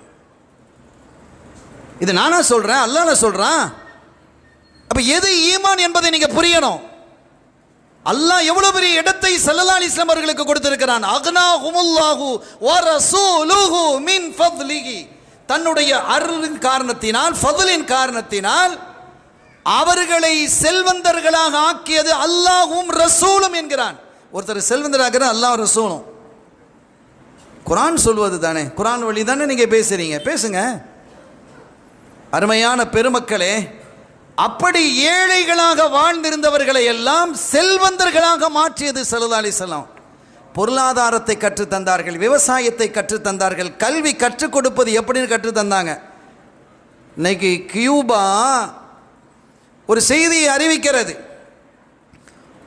ஒருத்தருக்கு, ஒரு டீச்சருக்கு எத்தனை மாணவர்கள்? ஒரு ஸ்டூடெண்ட்ஸு, ஒரு டீச்சர் இருக்கிறாரு, அவருக்கு எத்தனை ஸ்டூடெண்ட்ஸ் இருக்கலாம் ஒரு கிளாஸில்? ஏன்னா அதிகமான பிள்ளைகள் இருந்துட்டுன்னு சொன்னால் அவங்கள ஒவ்வொருத்தருக்கும் ஒரு விதமான எண்ணங்கள் இருக்கும், சந்தேகங்கள் இருக்கும். எல்லாத்தையும் அவர் கிளியர் பண்ண முடியாது, சாத்தியம் இல்லை.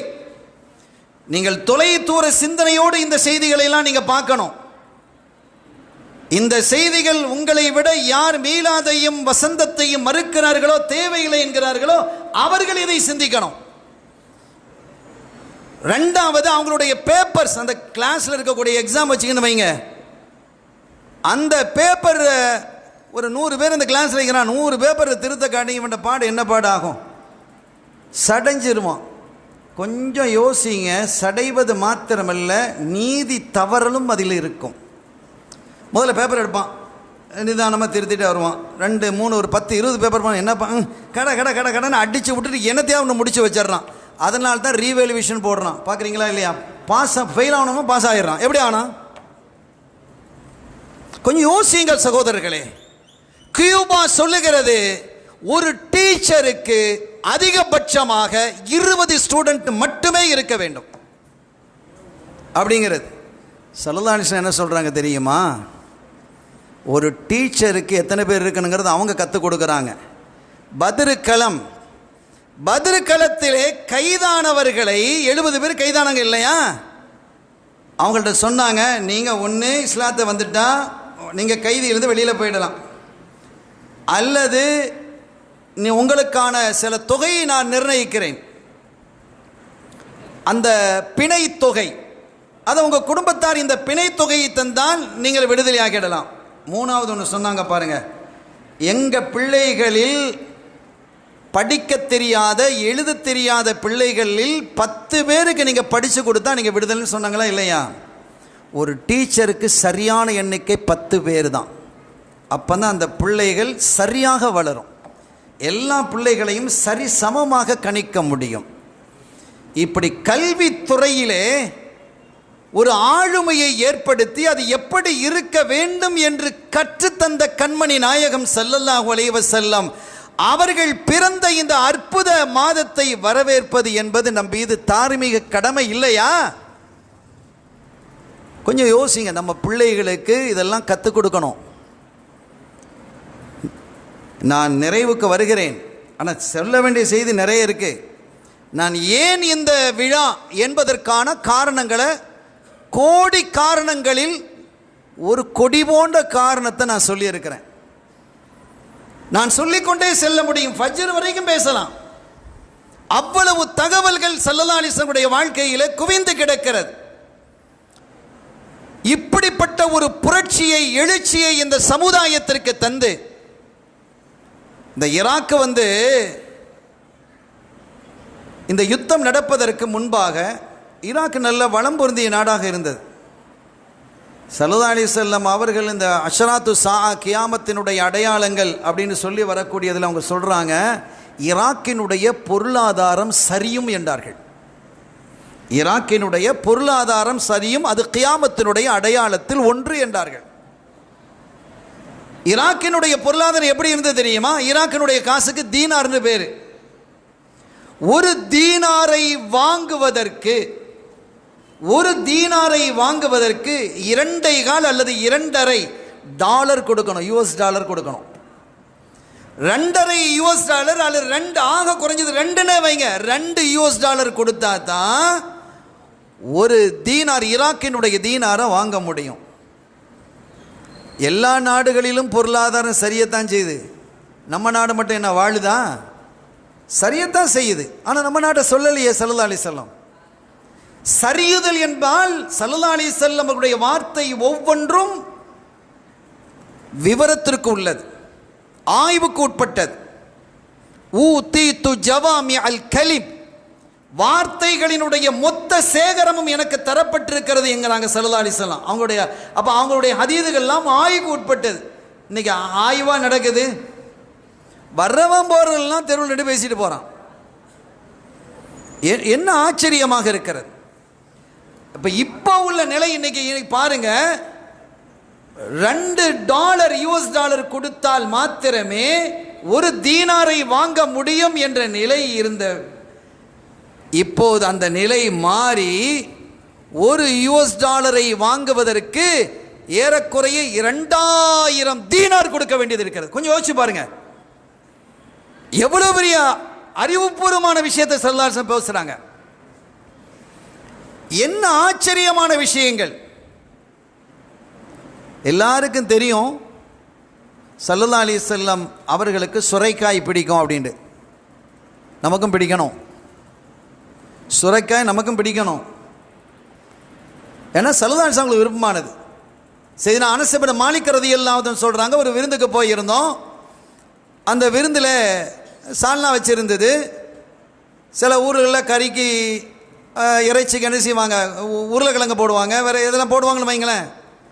எங்கள் ஊரில் வித்தியாசமாக வாழைக்காய் போடுவாங்க. வேறு எங்கேயும் போடுற மாதிரி தெரியல எனக்கு. எங்கள் ஊரில் வாழைக்காய் போடுறாங்க. கல்யாண வீடுகள்லாம் எல்லா கறியிலையும் வாழைக்காய் தான் இருக்கும். கறியோட இறைச்சியோட மட்டனோட வாழைக்காய் போடுவாங்க. சரி, நான் அந்த செய்திக்கு போகலை.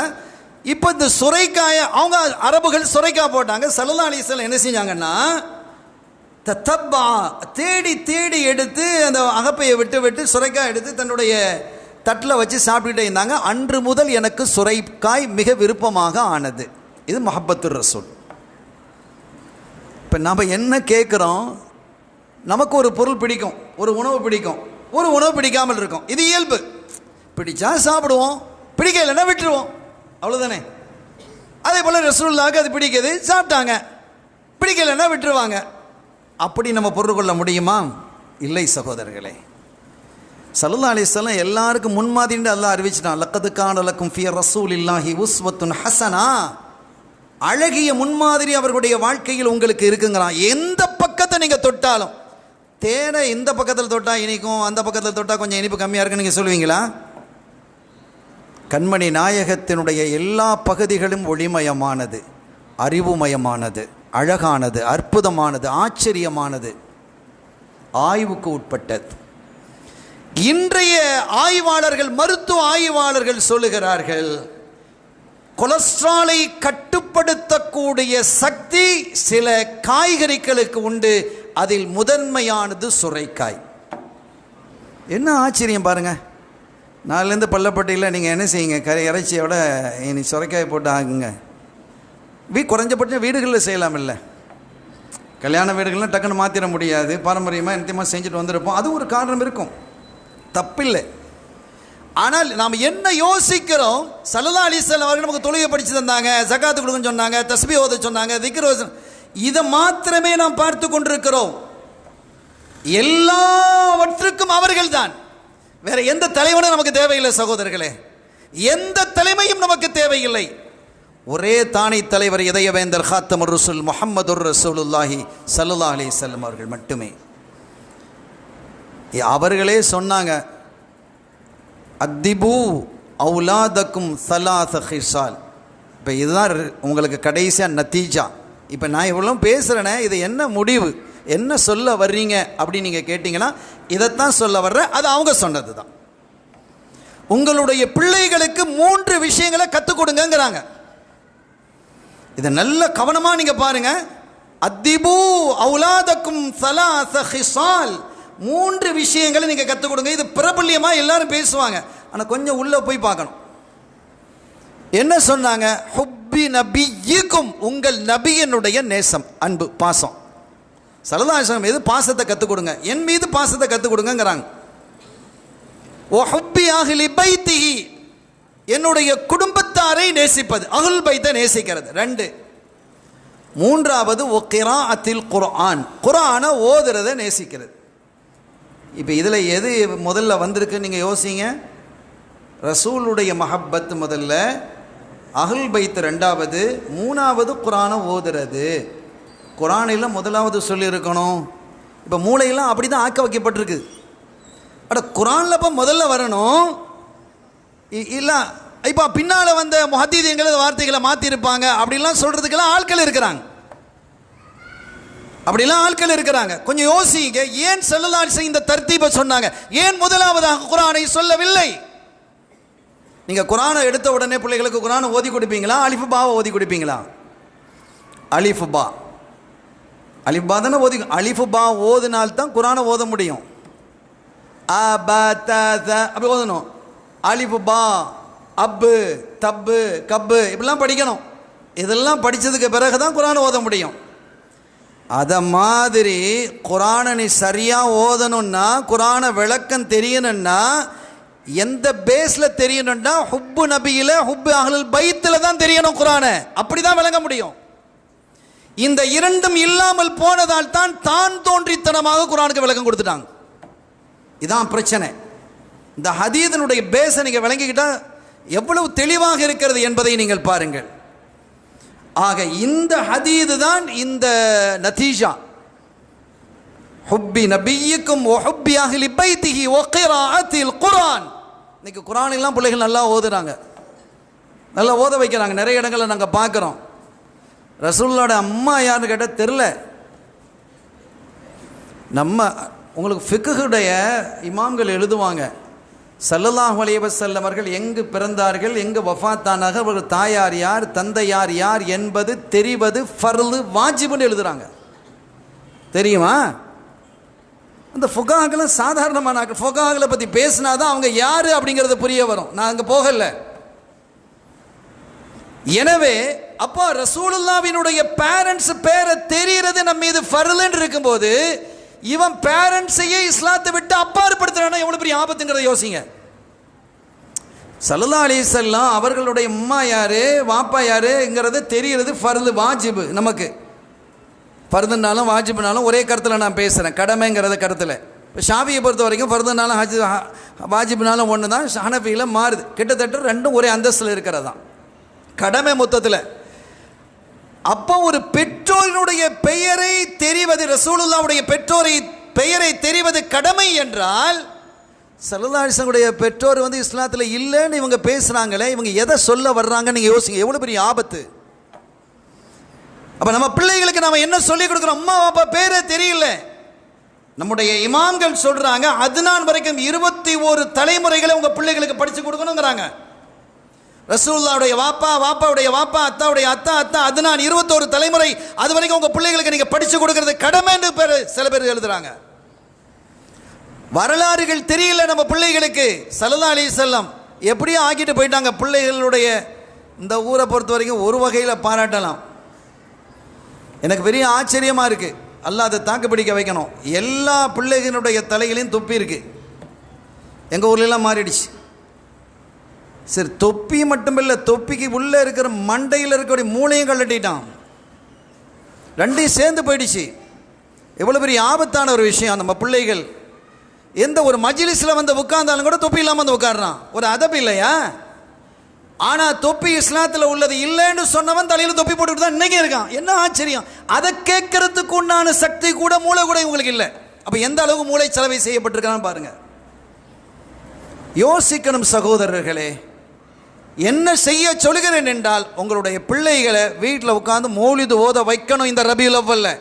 அதுதான் இந்த நிகழ்ச்சியினுடைய வெற்றிக்கு காரணமாக அமையும். செய்யலாமா? இன்ஷா அல்லாஹ் நம்ம எல்லாரும் ஓதணும், நம்ம பிள்ளைகளை ஓதணும். பள்ளிகள், எல்லா பள்ளிகளும் அல்ஹம்துலில்லாஹ் எங்கள் ஊரை பொறுத்த வரைக்கும் இந்த விஷயத்தில் ஓரளவு எவ்வளோ பரவாயில்ல. பெரும்பாலான வீடுகளிலே மௌலிது ஓதுறாங்க. அல்லாஹ் மன்னிக்கணும், நான் பெருமைக்காக சொல்லவில்லை. எங்களுடைய முஅஸ்கர் ரஹ்மான் ஆரம்பித்ததற்கு பிறகு இப்போ என்ன செய்வாங்க தெரியுமா? எங்கள் பிள்ளைகள் வரிசையாக ஒவ்வொரு நாளும் தங்களுடைய வீடுகளில் அவங்களாம் உட்காந்து 5-6 பேர் உட்காந்து வீட்டில் அம்மா சின்னம்மா அவங்க உட்காந்து ஓதிடுவாங்க. அப்புறம் 11 வரைக்கும் மகரிபுக்கு பிறகு உட்காந்து ஓதுவாங்க. 12க்கு ஓத மாட்டாங்க.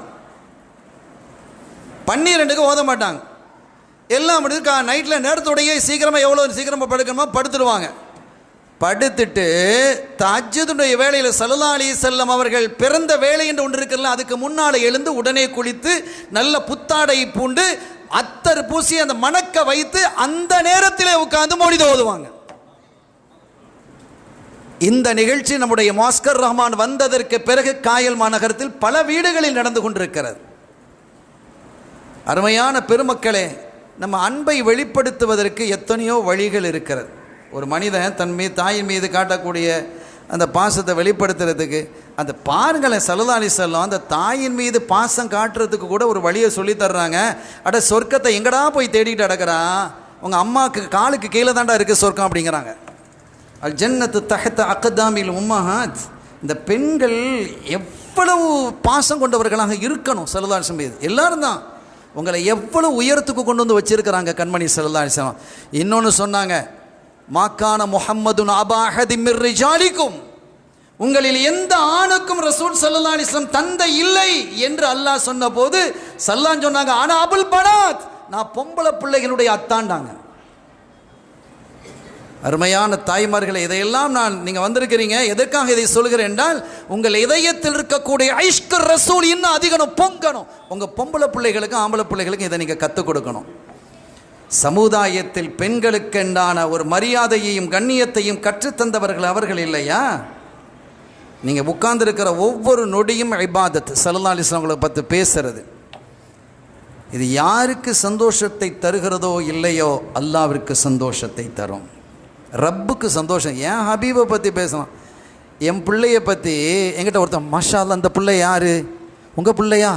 சுபஹானல்லாஹ், ஸ்ரீதேவி பிள்ளை, என்ன அருமை அப்படின்னு சொன்னால் எனக்கு சந்தோஷமாக இருக்குமா இல்லையா? உங்கள் பிள்ளைய பற்றி உங்ககிட்ட வந்து சொல்கிறார் ஒருத்தர், அல்லது ஒரு வாத்தியார் சொல்கிறாரு, 4th ஸ்டாண்டர்ட் படிக்கிற பிள்ளையா, சுபஹானல்லாஹ், என்ன ஆச்சரியம், ரொம்ப அருமையான பிள்ளை, அறிவான பிள்ளை, நல்ல ஒழுக்கம், பண்பு அப்படின்ட்டு வாயார புகழ்ந்தால் உங்களுக்கு எப்படி இருக்கும்? மகிழ்வும் சந்தோஷம் இருக்கும் இல்லையா?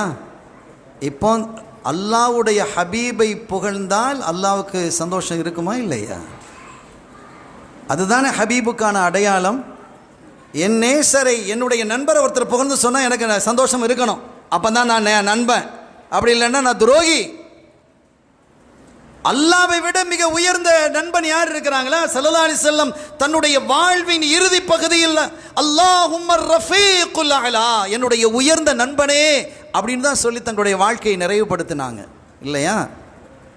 எனவே ஸல்லல்லாஹு அலைஹி வஸல்லம் அவர்களை பற்றி பேசும் ஒவ்வொரு வார்த்தையும், ஒவ்வொரு வாக்கியமும், ஒவ்வொரு வரலாறும் அது மிகப்பெரிய இபாதத், அல்லாஹ்விற்கு மிகப்பெரிய சந்தோஷத்தையும் தரும். அவன் மகிழ்வு கொள்ளக்கூடிய காலம் இது, ஆனந்தம் கொள்ளக்கூடிய காலம் இது.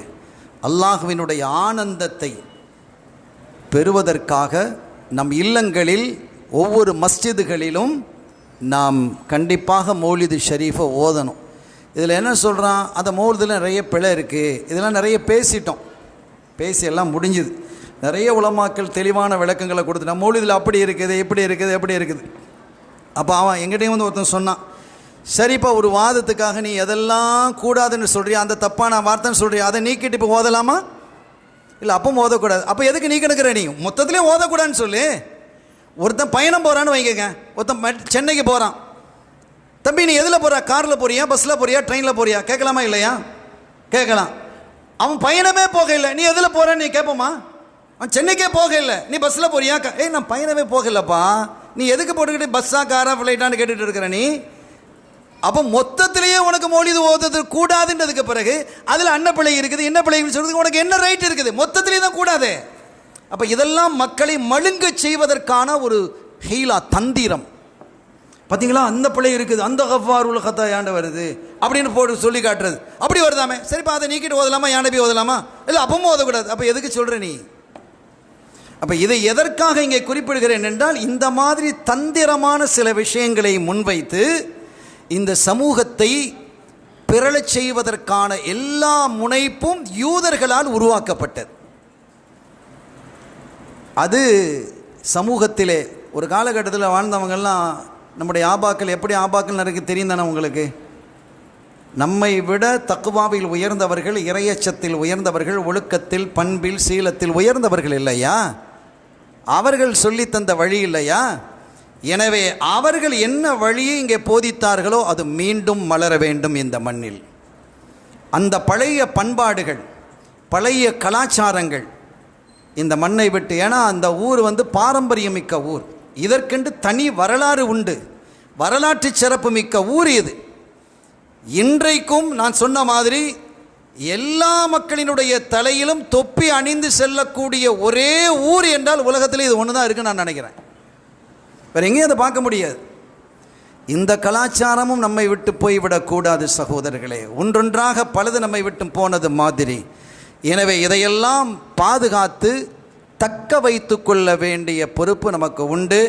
சிறந்த உலமாக்கள் இங்கே இருக்கிறார்கள், அவர்கள் வழிகாட்டுவார்கள்.